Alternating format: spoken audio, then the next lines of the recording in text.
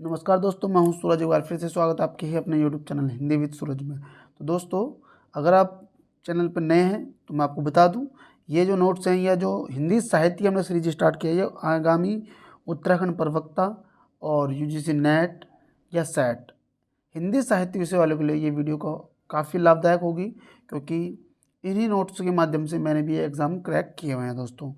तो ज़्यादा समय नहीं लेते, चलते हैं प्रश्नों की तरफ या फिर कॉन्सेप्ट की तरफ। तो आज ये चौथी वीडियो है आदिकाल की, और हम आदिकाल में इंटर कर चुके हैं। आदिकाल 1000 ईस्वी से लगभग 1350 ईस्वी तक। ठीक है, ये मोटा मोटा का अंदाजा है और हर राइटर का एक अपना अनुमान होता है। इस चीज़ को पहले आप समझ के चलना। हिंदी साहित्य के जन्म काल, शिशुकाल, प्रारंभिक काल को ही आदिकाल कहा जाता है। तो आदिकाल कहा किसे जाता है? हिंदी साहित्य के स्टार्टिंग वाला जो जन्म काल है, शिशुकाल है या प्रारंभिक काल को हम आदिकाल कहते हैं। भारतीय राजनीतिक, एक कोट आया हुआ है, भारतीय राजनीतिक दृष्टिकोण से जब भारत में हर्षवर्धन, हर्ष मतलब हर्षवर्धन के साम्राज्य का पतन हो रहा था, उसी समय हिंदी का उदय हो रहा था। तो समझ रहे हैं आप, जब हर्षवर्धन की मृत्यु हुई थी 643 के समथिंग में, तो वहाँ पे क्या हुआ कि राजनीतिक दृष्टिकोण में हर्षवर्धन के साम्राज्य का तो पतन हो रहा था, लेकिन कहीं ना कहीं हिंदी साहित्य का क्या हो रहा था, वहाँ पे उदय हो रहा था। अब देखो, आदिकाल भाषा के आधार पर मुख्यतः रचनाएं। आदिकाल में अगर हम भाषा के अकॉर्डिंग देखें तो दो प्रकार की रचनाएं हमें देखने को मिलती है, एक देश भाषा की और एक अपभ्रंश भाषा की। ये देखो, आदिकाल में दो प्रकार की रचनाएं मिलती हैं, अपभ्रंश की, देश भाषा की। जैसे कि आप समझते हैं कि रामचंद्र शुक्ल ने भी हिंदी साहित्य के अंतर्गत 12 रचनाओं को ही साहित्यिक दृष्टि से रखा हुआ है, अंतर्गत रखा था। बाकी और को उन्होंने क्या बोला कि मुक्तक बोल सकते हैं आप, या फिर रासों वाली श्रेणी आ जाती है। ठीक है, रासों नहीं, राजग्रंथ, सॉरी। शुक्ल जी ने आदिकाल में 12 ग्रंथों को ही साहित्यिक मानते हैं। ठीक है, और जो तुम फिर लगेगा कि और जो रचनाएं थी, तो वो वैसी रचनाएं थी जिससे एक धार्मिक संबंध बन रहा था। रास रचनाएं कौन सी होती है? जो किसी अपने धर्म के प्रोत्साहन के लिए या उसको बढ़ाने चढ़ाने के लिए वो रचनाएं लिखी थी, तो उनको इन्होंने साहित्य की श्रेणी में नहीं रखा था। उसका कारण क्या था कि साहित्य जो है वो समाज के मानव के चित्तवृत्ति का स्थायी प्रतिबिंब होता है, लेकिन जो रास ग्रंथ थे वो समाज से कहीं हटकर अपने जो धर्म है उनको ही आगे बढ़ाने पर लगे हुए थे। तो उनको समाज से नहीं, मतलब एक प्रकार से अपने धर्म की बढ़ाई करना, अपने धर्म को आगे लेके चले जाना। इसीलिए शुक्ल ने उन्हें साहित्य की श्रेणी में नहीं रखा था। अब इधर देखो, अपभ्रंश के अंतर्गत चार काव्य आते हैं, देश भाषा में 8। तो सबसे पहले तो ये याद रखना आप कि रामचंद्र शुक्ल ने जो 12 ग्रंथ रखे कोई साहित्यिक माना, उसमें से देश भाषा की 8 और अपभ्रंश के 4। तो अपभ्रंश के 4 कौन सा? विजयपाल रासो, हम्मीर रासो, कीर्तिलता, कीर्ति पताका। तो मैंने क्या बताऊँ, विजय होगी हम्मीर की, कीर्तिलता कीर्ति पताका। विजय होगी हम्मीर की, कीर्तिलता कीर्ति पताका। ये क्या हो गए? अपभ्रंश। खुमाण रासो, अभी देखो 8 कौन कौन से हैं? खुमाण रासो, बीसल देव रासो, पृथ्वीराज रासो, जयचंद प्रकाश, जयमंग, जय चंद्रिका, परमाल रासो, जिसको हम आला खंड के नाम से भी जानते हैं, और 7वें नंबर पर खुसरो की पहली, और 8वें नंबर पर विद्यापति की पदावली। तो आपको ये सबसे पहले याद रखना है कि अपभ्रंश में 4 रचनाएं और देश भाषा में 8, इन टोटल 12 को ही रामचंद्र शुक्ल ने साहित्यिक दृष्टि में रखा था। और ये कौन कौन सी थी? तो आपको देखो 12 याद नहीं रखनी, आपको 4 याद रखनी। देखो, विजय होगी हम्मीर की, कीर्तिलता कीर्ति पताका याद हो गया, तो अब तुम्हें पता लगेगा बची हुई जो भी होंगी वो किस में होंगी? देश भाषा में होंगी। देखो, बीसल देव रासो, खुसरो की पहेलियां, विद्यापति की पदावली, इन तीनों को छोड़कर सब ग्रंथ वीर गाथात्मक हैं। तो कहने का मतलब क्या है कि आदिकाल में कितने ग्रंथों को छोड़कर सब वीर गाथात्मक थे? तो बीसल देव रासो, खुसरो की पहेलियां, विद्यापति की पदावली को छोड़कर। अब देखो इधर, इस कारण ही इस काल का नाम वीर गाथा काल रखा गया। रामचंद्र शुक्ल ने आदिकाल को वीर गाथा काल बोला क्यों बोला? क्योंकि इसके अंतर्गत 12 ही साहित्यिक रचनाएं मिली। 12 में 4 अपभ्रंश की थी, 8 देश भाषा की थी, और टोटल 12 के अंतर्गत हम देखें तो बीसल देव रासा, खुसरो की पहेलियां और विद्यापति की पदावलियां, इन तीनों को छोड़कर सारे ही ग्रंथ वीर गाथात्मक थे। और इसी के चलते रामचंद्र शुक्ल ने इस युग को या इस आदिकाल को ही वीर गाथात्मक काल बोल दिया था। हालांकि ये बहुत ज़्यादा विवादित रहा है, क्योंकि इसमें कोई भी पता नहीं चल पाया है।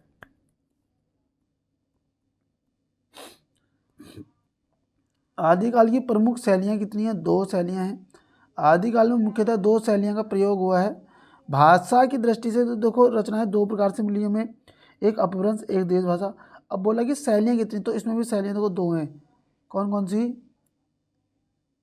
एक है डिंगल शैली, एक है पिंगल शैली। याद रखना, अपभ्रंश के साथ यदि राजस्थानी शब्दों का प्रयोग हो, देखो डिंगल बोले तो डर,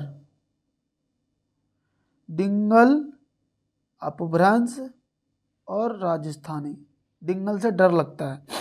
अगर हम अपभ्रंश के साथ राजस्थानी को जोड़ दें तो वहाँ पे डिंगल शैली का प्रयोग माना जाएगा। पिंगल में देखो अपभ्रंश के साथ ब्रज, देखो पिंगल में का बोलना है PAP, डिंगल का डर, पिंगल का पब। मतलब कि पिंगल में अपभ्रंश के साथ यदि ब्रज जोड़ दिया जाए तो ये पिंगल बनेगी, डिंगल में अपभ्रंश के साथ राजस्थानी जोड़ देंगे तो डिंगल बन जाएगी। अब देखो क्या बोल रहा है, ये क्वेश्चन पूछा गया हुआ है, जहाँ डिंगल शब्द के कठोर कर्कश शब्दों का प्रयोग होता है, वहीं पिंगल शैली में कोमल कांत पदावली का प्रयोग होता है, ये कर्णप्रिय होती है। तो देखो पिंगल शैली जो होती है वो कर्णप्रिय होती है, और डिंगल शैली के शब्द कर्कश होते हैं, कठोर होते हैं। इस चीज़ को आप लोग याद रखना। अगला आ रहा आदिकाल की प्रमुख प्रवृत्तियाँ कितनी है? 3। वीर गाथात्मक रासो रचनाओं में, धार्मिकता सिद्ध जैन रास कवियों में, जैसे कि देखो 12 रचना के अलावा जो रचनाएं आ रही थी वो कैसे आ रही थी? देखो रास वाली आ रही थी, जिनको धार्मिकता, अपने धर्म का ही बड़ा चढ़ाना या उसका प्रचार करना।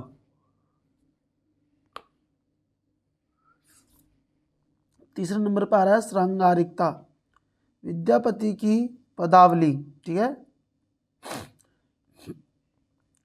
आदिकाल में भाषा के आधार पर रचना 2 प्रकार से होती है, एक अपभ्रंश पर, एक देश भाषा में। अपभ्रंश में 4, देश भाषा में 8, ये हमें पता ही है। अब देखो आदिकाल का सीमांकन आ रहा है, ठीक है, कि आदिकाल का सीमांकन कैसे किया, किसने कितना किया? इतिहासकार, प्रारंभिक सीमा और अंतिम सीमा। गिरियर्सन ने 643 ईस्वी माना और 1400 ईस्वी, 643 से 1400 ईस्वी आदिकाल की शुरुआत मानी। वहीं मिस्र बंधु ने भी 643 बोला।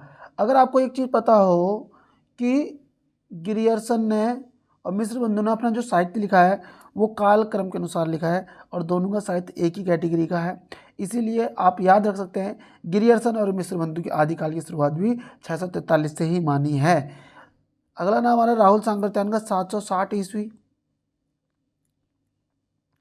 रामचंद्र शुक्ल ने 993 से 1318 तक माना, और रमाशंकर शुक्ल रसाल ने 1000 से 1343 माना। तो ये लास्ट वाले उतने मैन नहीं है जितने, कितने मैन है, कौन से मैन है? ये शुरू वाले मैन है, ये कैटेगरी बहुत मैन है, इस चीज़ को आप लोग याद रखना।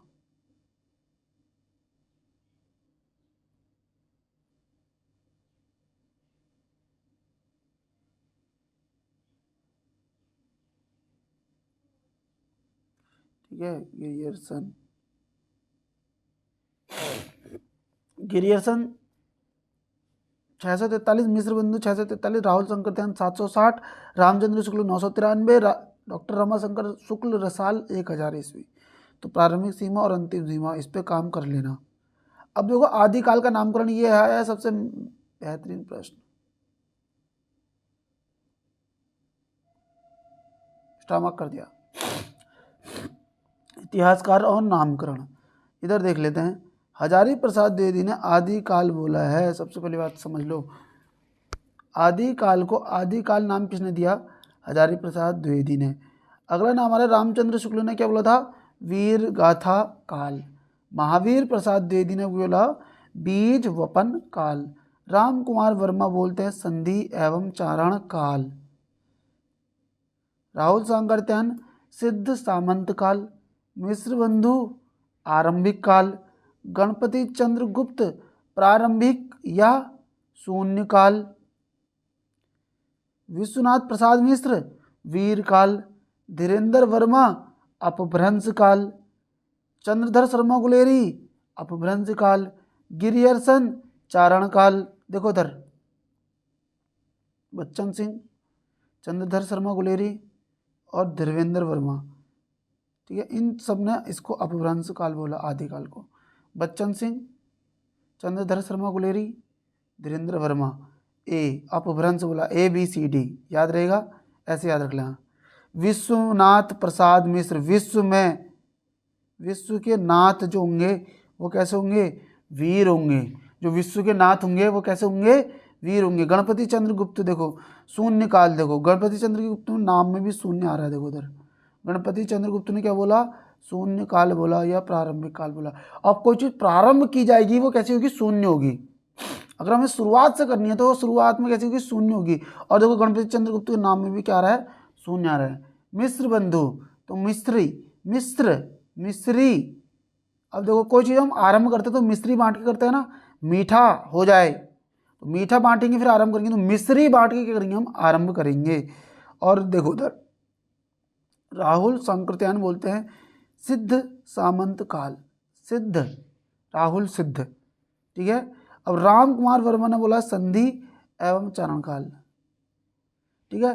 अब देखो इधर राम कुमार, राम जी से रावण रावण बोल रहे हैं भाई संधि कर लो, क्या बोल लो, संधि कर लो। तो तुम्हें पता लग जाएगा संधि किसके साथ हो रही है, एक प्रकार से रावण के साथ, राम के साथ हो रही है, संधि कर लो, ठीक है। या फिर आप बोल सकते हो कि संधि का प्रस्ताव राम के लिए आया हुआ, इस तरीके से राम संधि, ठीक है। महावीर प्रसाद द्विवेदी बीज वपन काल महावीर, रामचंद्र शुक्ल वीर गाथा काल, हजारी प्रसाद द्विवेदी आदिकाल। गिरियर्सन का देखो इधर चंद्रधर शर्मा गुलेरी अपभ्रंश, धीरेन्द्र वर्मा अपभ्रंश। अब ये देखो अगला नाम कौन सा आया, विश्वनाथ। तो विश्वनाथ, विश्व के नाथ कौन होंगे, वीर काल वाले होंगे, जिन पे वीर होंगे। अगला इधर देखो गिरियर्सन, गिरगेसन, गिरियर्सन को गिरगेसन। अब कोई नीचे गिरेगा तो चरण में गिरेगा, नहीं गिरेगा, या सर में तो गिर नहीं जाएगा, चरणों में गिर जाएगा। तो गिरगेसन, गिरियर्सन ने क्या बोला, चारण काल कहा था। तो दोस्तों अगर ट्रिक समझ में आ रही है, आपको अच्छी लग रही है ये तरीका, तो आप लाइक कर सकते हैं, क्योंकि याद ऐसे ही किया जाता है। पृथ्वीनाथ कमल कुल श्रेष्ठ, पृथ्वीनाथ कमल कुल श्रेष्ठ अंधकार काल। पृथ्वी के नाथ कमल कुल श्रेष्ठ कैसे हैं, अंधकार काल वाले हैं। अब देखो रमा शंकर शुक्ल रसाल जय काव्य काल या बाल्य काल, ये बहुत अच्छा प्रश्न है। रमा शंकर शुक्ल रसाल जय काव्य काल और बाल्यकाल। राम खिलावन पांडे, खेलते खेलते अगर रोगी के साथ खेलेंगे तो संक्रमण हो जाएगा। तो राम क्या बोल रहा है, राम खिलावन पांडे का संक्रमण काल। तो खेलना जरूर है लेकिन संक्रमित व्यक्ति से नहीं खेलना, नहीं तो संक्रमण हो जाएगा। मोहन अवस्थी आधार काल, पृथ्वीनाथ कमल कुल श्रेष्ठ अंधकार काल, रमा शंकर शुक्ल रसाल जय काव्य काल, है ना, जय काव्य काल या बाल काल। ये बहुत पूछा जाता है भाई, बाल्यकाल, ये बाल्यकाल किसको, कौन, रमा शंकर शुक्ल रसाल या जय काव्य काल।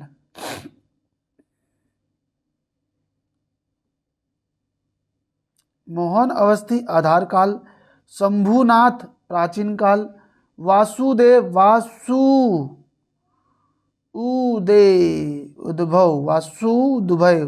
उद्भव काल, बच्चन सिंह अपभ्रंश काल, श्याम सुंदर दास वीर काल या अपभ्रंश काल, ठीक है। श्याम सुंदर दास ने क्या बोला, वीर काल या आदि काल के प्रथम कवि, ये स्टार मार्क पॉइंट है भैया, प्रस्तोता और प्रथम कवि, मतलब ये कहने वाले व्यक्ति हैं और ये प्रथम कवि हैं। तो सबसे पहला नाम देखो क्या आ रहा है, राहुल सांकृत्यायन का सिद्ध एवं सामंत काल, याद आ रहा है। राम कुमार का वर्मा का संधि एवं चरण काल। अब देखो राहुल सांकृत्यायन ने सबसे पहला कवि जो बोला हिंदी का, वो बोला सरहा पाद को 769 ईस्वी। और एक चीज़ मैं तुम्हें बता दूं, हिंदी साहित्य का सर्वमान्य रूप से सरहपाद को ही पहला कवि माना गया है। इस तरीके से समझ लो आप लोग। शिव सिंह सेंगर ने पुष्प या पुष्पदंत को कहा था 10वीं सदी। अब मैं तुम्हें बताता हूँ, देखो शिव सिंह सेंगर ने पुष्पदंत को या पुंड कवि को पहला कवि बोला था, लेकिन शिव सिंह सेंगर ने इसको 7वीं सदी का बोला था। इस चीज़ को याद रखना आप लोग ना। अब मैं कैसे याद रखता हूँ, देखो शिव भगवान के ऊपर क्या डाले जाते हैं, पुष्प डाले जाते हैं। शिव भगवान के ऊपर क्या डाले जाते हैं, पुष्प डाले जाते हैं। तो शिव सिंह सेंगर ने कौन सा पहला कवि बोला, पुष्प या पुष्पदंत या पुंड कवि को कहा था, जो कि सर्वमान्य रूप से 10वीं सदी के हैं। अगर शिव सिंह सेंगर की दृष्टि से देखे जाएं तो सातवें के हैं।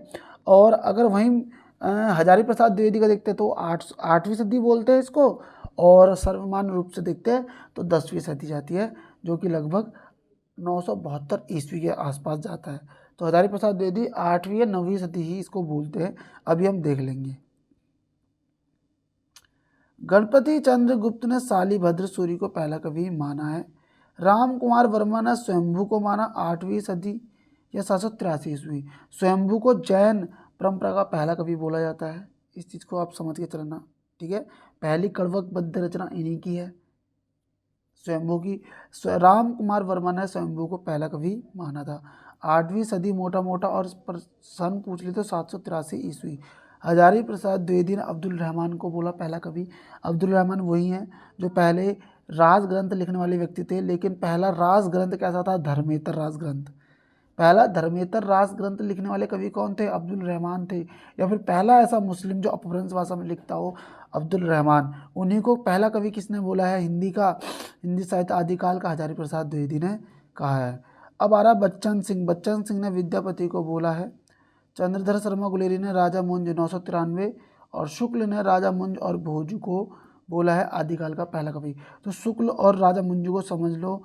देखो उधर बच्चन सिंह ने विद्यापति, चंद्रधर शर्मा गुलेरी ने मुंज को, और शुक्ल ने राजा मुंज में भोज 1993 को बोला है। अब इधर देखो जरा सा, ये स्टार्मार्क पॉइंट है। राहुल सांकृत्यायन द्वारा स्वीकृत सिद्ध कवि सरहपा 769 को ही हिंदी का प्रथम कवि माना जाता है। मैंने बोला था ना कि जो सरहपायन को सर्वमान्य रूप से भी पहला कवि माना गया है, जिसको राहुल सांकृत्यायन ने माना है। आदिकालीन संबंधित तथ्य बोल रहे हैं, प्राकृत की 3 अवस्थाएं पाई जाती हैं आदिकालीन संबंधित तथ्य में। प्रथम प्राकृत बोले तो पाली, द्वितीय प्राकृत बोले प्राकृत, तृतीय प्राकृत बोले अपभ्रंश। इस चीज़ को जरा सा आप लोग याद रखना। अगला क्वेश्चन आ रहा है इसमें, अगला पॉइंट क्या बोल रहा है, शुक्ल के अनुसार प्राकृत की, देखो संस्कृत पाली प्राकृत अपभ्रंश अवहट हिंदी। क्या बोल रहा है, प्राकृत की अंतिम अवस्था अपभ्रंश अवस्था से ही हिंदी साहित्य का आविर्भाव माना जा सकता है। तो शुक्ल ने हिंदी साहित्य का आविर्भाव किससे बोला, प्राकृत की अंतिम अवस्था कौन सी है, अपभ्रंश से। उस समय जैसे गाथा कहने से प्राकृत का बोध होता था, वैसे ही दोहा या दुहा कहने से अपभ्रंश का बोध होता था। ये कोटेशन इंपॉर्टेंट कोटेशन है, बहुत बार पेपर में पूछी गई है, याद रखना। प्राकृत की अंतिम अपभ्रंश अवस्था से ही हिंदी साहित्य का आविर्भाव माना जा सकता है। उस समय जैसे गाथा कहने से प्राकृत का बोध होता था, वैसे ही दोहा या दुहा कहने से अपभ्रंश का। शुक्ल जी ने आदिकाल को 4 प्रकरणों में विभाजित किया है। नंबर 1 पे देखो, पहला प्रकरण जो है सामान्य परिचय है, दूसरा प्रकरण अपभ्रंश प्रकरण है, तीसरा देश भाषा है, चौथा फुटकल रचनाएं हैं। तो रामचंद्र शुक्ल जी ने आदिकाल को कितने प्रकरणों में बांटा था, तो 4 प्रकरणों में बांटा था। पहला सामान्य परिचय, दूसरा अपभ्रंश, तीसरा देश भाषा, चौथा फुटकल रचनाएं। तो बढ़ते हैं पहले प्रकरण की तरह। पहले प्रकरण में एक क्वेश्चन पूछा जाता है, अनिर्दिष्टित लोक प्रवृत्ति, मतलब कि रामचंद्र शुक्ल जी ने आदिकाल को अनिर्दिष्टित लोक प्रवृत्ति का युग कहा था। उसका कारण देखो क्या है, 150 वर्षों के इतिहास में किसी विशेष प्रवृत्ति निश्चय नहीं हो पाता है। कहने का मतलब है कि ये किस पे बेस्ड है वो पता नहीं चल पाता। कई लोग आ रहे हैं वो ऐतिहासिक वर्णन लिख रहे हैं, कुछ आ रहे हैं अपने धार्मिक वर्णन लिख रहे हैं, कुछ आ रहे हैं वो अपने मन से लिख रहे हैं, कुछ आ रहे हैं वो राजाओं के बारे में लिख रहे हैं।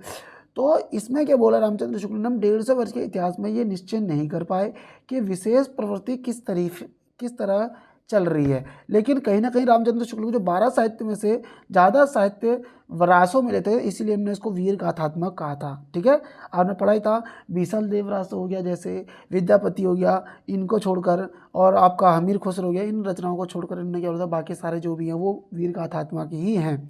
क्या बोल रहा है देखो, धर्म, नीति, श्रृंगार, वीर, सब प्रकार की रचनाएं दोहों में मिलती है। तो यहाँ पे क्या है, धर्म की भी मिल रही है, नीति की भी मिल रही है, श्रृंगार की भी मिल रही है, वीर की भी मिल रही है, सारी प्रकार की रचनाएं हमें दोहों में देखने को मिल रही है। इसीलिए हम इसमें एक विशेष प्रवृत्ति की तरफ नहीं जा पाए, है ना। इसीलिए हमने इसे अनिर्दिष्टित लोक प्रवृत्ति बोला। और हजारी प्रसाद द्विवेदी तो बोलते हैं अत्यधिक विरोधी और व्याघातों का युग बोला है अधिक काल को नो। ठीक है, अब देखो प्रकरण 2 में क्या बोल रहा है, जब तक भाषा बोलचाल में थी तब तक वह भाषा या देश भाषा कहलाती रही। जब वह भी साहित्य की भाषा हो गई तब उसके लिए अपभ्रंश शब्द व्यवहार होने लगा। ये शुक्ल की कोटेशन चल रही है। ठीक है, सारी कोटेशन किसकी चल रही है, शुक्ल की ही चल रही है। अब देखो ये कोटेशन आप, जब तक भाषा बोलचाल में थी तब तक वह भाषा देश भाषा कहलाती थी। जब तक बोलचाल में थी कोई भी भाषा तो देश भाषा कहलाती थी। जब वह भी साहित्य की भाषा हो गई तो उसके लिए अपभ्रंश शब्द का व्यवहार होने लगा। मतलब अपभ्रंश से पहले उसको ही हम देश भाषा कहते थे, और उसमें जब हम साहित्य रचने लगे तो उसको हम अपभ्रंश कहने लगे। अब बढ़ते हैं अगले पॉइंट की तरफ। अपभ्रंश नाम, स्टार मार्क पॉइंट है, अपभ्रंश नाम पहल वल्लभी के राजा धारसेन द्वितीय के शिलालेख में मिलता है। तो अपभ्रंश का पहला लेख वल्लभी के राजा धारसेन द्वितीय के शिलालेख में मिलता है। इन्होंने अपने पिता के लिए गुहुसेन विक्रम संवत 650 के पहले संस्कृत, देखो इधर, संस्कृत, प्राकृत और अपभ्रंश तीनों का कवि कहा है। ठीक है, वल्लभी के राजा जो धारसेन द्वितीय है, उन्होंने अपने पिता गुहुसेन को विक्रम संवत 650 से पहले संस्कृत, प्राकृत और अपभ्रंश तीनों का कवि कहा है। तो अपभ्रंश शब्द हमें वहीं उस लेख में देखने को मिलता है। उनकी रचनाएं सिद्धों, मतलब सिद्धों और नाथों की तांत्रिक विधान, देखो सिद्ध कितने 84 और नाथ कितने 9। ठीक है, नाथों का इधर को एरिया है और सिद्धों का इधर है, मतलब भारत का पूर्वी हिस्सा सिद्धों का रहा है और पश्चिमी हिस्सा नाथों का रहा है। मतलब ये बोला सिद्ध और नाथों की तांत्रिक विधान, योग साधना, आत्मनिग्रह, सांस निरोध की शिक्षा सांप्रदायिक शिक्षा मात्र है। सांप्रदायिक शिक्षा कैसे है, ये अपने ही धर्म का प्रचार प्रसार कर रहे हैं और अपने ही पूर्वजों के अच्छे व्यक्तियों के विचारों को लिख रहे हैं, उन्हीं के जीवन को लिखते हैं ये लोग। तो ये क्या कर रहे हैं, सांप्रदायिक शिक्षा मात्र है। जीवन की स्वाभाविक अनुभूतियों और दशाओं से उनका संबंध नहीं है, अतः वह शुद्ध साहित्य के अंतर्गत नहीं आते हैं। और शुद्ध साहित्य के अंतर्गत ना आने का मुख्य कारण क्या है कि शुद्ध साहित्य वो होगा जो मानव की चित्तवृत्तियों का स्थायी प्रतिबिंब होगा, या मानव की चित्तवृत्तियों का संचित प्रतिबिंब होगा, जो समाज में चल रहा है, जो मनुष्य के हृदय में है, उसी को राइटर जब साहित्य में सामंजस्य करके साथ में बैठाता है, वही चीज़ दिखाता है, तो वो साहित्य कहलाता है। लेकिन यहाँ पे क्या हो रहा है, उसे समाज से मतलब नहीं है, वो चाहता है कि समाज के जो लोग हैं, हमारे जो मत है, हमारा जो धर्म है, उसका पालन करें, उसे ये थॉट अच्छे लगें।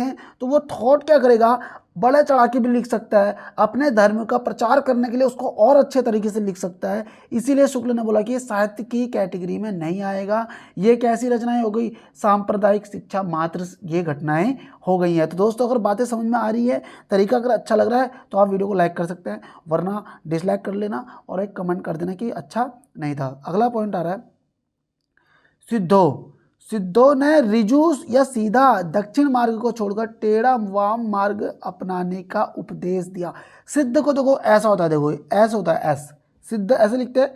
अब देखो सिद्ध का नाम ही एस से आ रहा है और वो बोला कि सिद्धों ने ऋजु या सीधा दक्षिण मार्ग को छोड़कर टेढ़ा मार्ग अपनाया। तो तुम्हें पता भी है टेढ़ा मार्ग तो अपनाएंगे जिनका नाम ही एस से शुरू हो रहा है। ये देखो टेढ़ा, तो सिद्धों ने कैसा मार्ग अपनाया था, टेढ़ा या वाम मार्ग अपनाया था। कौन सा मार्ग छोड़ा था, ऋजु या सीधा मार्ग या फिर दक्षिणी मार्ग को इनने छोड़ दिया था। तो इस तरीके से नाम से भी आपको याद रह जाएगा। सिद्धों का प्रभाव भारत के पूर्व में था तथा नाथों का प्रभाव भारत के पश्चिम राजपूताना पंजाब में था। अब मैं इसको कैसे याद रखता हूँ, देखो A B C D F ऐसे करके देखो N P Q R S. अब इधर देखो ये पूरा हिस्सा हो गया और ये देखो पश्चिम हिस्सा हो गया। अगर आप ABCD लिखते भी है तो देखो ABCD में पहले एन आएगा फिर एस आएगा, तो पहले देखो पश्चिम वाला हिस्सा आ गया है ना, बाद में पूरा वाला आएगा। किसी को समझ में आ रही है मैं बातें क्या कर रहा हूँ। देखो इधर की दिशा क्या होती है, पूरब होती है, इधर की क्या होती है, पश्चिम होती है, ऊपर की उत्तर होती है, नीचे की दक्षिण होती है। ठीक है, तो यही बोला सिद्धों का प्रभाव भारत के पूर्वी भाग में था, नाथों का प्रभाव भारत के पश्चिमी क्षेत्र राजपूताना और पंजाब क्षेत्र में था। अब बढ़ते हैं अगले पॉइंट की तरफ। प्रकरण 3 आ रहा है, देखो देश भाषा काव्य। इसमें देश भाषा, उसमें रचित रासो काव्य और 7 ग्रंथों का विवेचन किया गया है। ठीक है, रासो मतलब टोटल 8 बोल सकते हैं आप। रासो काव्य और 7 ग्रंथों का विवेचन किया गया है। पृथ्वीराज रासो के संबंध में स्टामक पॉइंट है भैया, रामचंद्र शुक्ल का कथन। ये चंद्रप्रदाय कौन है, पृथ्वीराज रासो को लेखन करता मतलब के राइटर इस ग्रंथ के, महाकाव्य वैसे तो ये चंद्रप्रदाय हिंदी के प्रथम महाकवि माने जाते हैं। इनका पृथ्वीराज रासो हिंदी का प्रथम महाकाव्य है। तो हिंदी का प्रथम महाकाव्य कौन है, पृथ्वीराज रासो। हिंदी के प्रथम महाकवि कौन है, चंद्रप्रदायी। हिंदी के प्रथम महाकवि कौन है, चंद्रप्रदायी, शुक्ल की कोटेशन के अनुसार। यह ग्रंथ पृथ्वीराज रासो, देखो यह पूरा ग्रंथ वास्तव में जाली है। कौन बोलते हैं, रामचंद्र शुक्ल बोलते हैं। किसके लिए बोल रहे हैं ये, पृथ्वीराज रासो के लिए बोल रहे हैं। ठीक है, पृथ्वीराज रासो के लिए क्या बोल रहे हैं, रामचंद्र शुक्ल। यह पूरा ग्रंथ वास्तव में जाली है। यह ग्रंथ ना तो भाषा के इतिहास के और ना ही साहित्य के इतिहास के जिज्ञासु के काम का है। हालांकि इन्होंने बोला भी है कि हिंदी साहित्य का पहला महाकाव्य है, ये हिंदी साहित्य के पहले महाकवि हैं, लेकिन इन्होंने बोला कि पृथ्वीराज रासो जो है ये पूरा ग्रंथ वास्तव में क्या है, जाली है। यह ग्रंथ ना तो भाषा के इतिहास का और ना ही साहित्य के इतिहास के जिज्ञासुओं के काम का है। ये कोटेशन किसके लिए बोली गई है, तो याद रखना पृथ्वीराज रासो के लिए। ये किसके लिए बोला है, पृथ्वीराज रासो के लिए बोली हुई है। अगला देखो बीसल देव रासो के संबंध में, देखो इनके वीर चरित्र बीसल देव रासो का बहुत कुछ वर्णन इनके राजकवि सोमदेव रचित ललित विग्रह राज नाटक में है। देखो बीसल देव रासो क्या है कि बीसल देव रासो एक वैसा ग्रंथ हो गया, ये वीर गीत वाला काव्य है ये। ठीक है, अब कैसा काव्य है, गीतात्मक काव्य बोल जाए इसको। इसके लिए एक शब्द कैसे आते हैं, इधर देखेंगे, देखो इधर देखो, बीसल देव रासो के काव्य में रसायन शब्द बार बार आया है। अतः हमारी समझ में क्या बोल रहा है, बीसल देव रासो वीर गीति काव्य है ये बीसल देव रासो। ठीक है, बीसल देव रासो में काव्य के अर्थ में रसायन शब्द बार बार आया है और तो हमारी समझ में इसी रसायन शब्द से होते हुए रासो हो गया। प्रकरण 4 फुटकल रचना। आदिकाल में मोटे तौर पर 3 तरह की भाषा मिलती है, अपभ्रंश, देश भाषा और मुक्तक भाषा। अपभ्रंश में देखो प्राकृतिक रूढ़ियों में बहुत कुछ बद्ध, मतलब देखो तुमने देखा होगा पाली, प्राकृत और अपभ्रंश, ये तीनों जो है प्राकृत के अंतर्गत आती है। देखो प्रथम प्राकृत, द्वितीय प्राकृत, तृतीय प्राकृत, तो प्राकृत के अंदर आ रही है अपभ्रंश भी। तो प्राकृत से बधी हुई, प्राकृतिक रूढ़ी से बधी हुई अपभ्रंश, बहुत कुछ बद्ध भाषा अपभ्रंश। प्राकृतिक रूढ़ियों में बहुत कुछ मुक्त भाषा को देश भाषा, पूर्णतः मुक्त को बोलते हैं मुक्त भाषा। अब इधर देखो, इधर अपभ्रंश के 3 रूप हैं। प्रचलित काव्य भाषा सिद्धों की थी, सद्दू कुकली, नाथ सिद्ध जो होते कबीरदास ये लोग थे। अपभ्रंश जो है वो सारंगधर देश भाषा में देखो पिंगल और डिंगल जो कि ये देश भाषा के अंतर्गत आती है। पूर्णतः मुक्तक में बोलेंगे विद्यापति और खुसरो। तो मतलब अपभ्रंश में हम कहने का मतलब है सिद्ध, नाथ, रासो जो ये ग्रंथ आते हैं ये कैसे आते हैं, अपभ्रंश रूप में आते हैं। पिंगल और डिंगल को हम देखते हैं तो ये देश भाषा के रूप में आते हैं। विद्यापति और खुसरो की जो बोलचाल है वो कैसे आती है, पूर्णतः मुक्तक बोली में आती है। अब इधर देखो, शुक्ल कथन, पुराना चावल ही बड़े आदमियों के खाने योग्य समझा जाता है, वैसे ही अपने समय में कुछ पुरानी पड़ी हुई परंपरा के गौरव से युक्त भाषा ही पुस्तक रचने वालों के व्यवहार योग समझी जाती है। ये नेट में पूछा गया है, प्रकरण 4 शुक्ल। तो क्वेश्चन आया था कौन से प्रकरण का कोट है, तो आपको पता होना चाहिए चौथे कोटेशन का है। हालांकि जो मैं तुम्हें पहले बोल के आया हूँ कि प्रकरण 3, प्रकरण 2, प्रकरण 1, तो वो कोड भी उन्हीं प्रकरण के अंतर्गत शामिल हैं। इस चीज़ को आप लोग याद रखना। विद्यापति को कृष्ण भक्तों की परंपरा में न समझना चाहिए। शुक्ल ने बोला था ये कि विद्यापति को कृष्ण भक्तों की परंपरा में न समझना चाहिए। हालांकि हिंदी में कृष्ण भक्ति परंपरा के पहले कभी भी विद्यापति का ही नाम आता है। आध्यात्मिक रंग के चश्मे एक कोट आता है शुक्ल का जो कि विद्यापति के संबंध में था कि आध्यात्मिक रंग के चश्मे ऐसे कुछ आया था ओढ़कर कुछ लोग, ऐसी जो भी था वो काफ़ी लंबा कोट था, मैं आपको बता दूंगा, भी दिखा दूंगा। तो मैंने पूरा लिखा नहीं, मैंने सिर्फ इतना लिखा आध्यात्मिक रंग के चश्मे अगर कोट आएगा तो उसका संबंध विद्यापति से था और बोला किसने था, रामचंद्र शुक्ल ने ये बोला था। अब हम आ रहे हैं अपभ्रंश की रचनाओं की तरफ। तो आज के लिए इतना काफ़ी समझता हूँ मैं क्योंकि वीडियो काफ़ी लंबी हो चुकी है और कल हम करेंगे अपभ्रंश की रचना की स्टार्टिंग। तो उम्मीद करता हूँ आज की वीडियो आपको अच्छी लगी होगी। वीडियो अगर अच्छी लगी है तो वीडियो को लाइक करेंगे, चैनल को सब्सक्राइब करेंगे। मिलते हैं आप सभी से नेक्स्ट वीडियो में। Thank you, bye bye.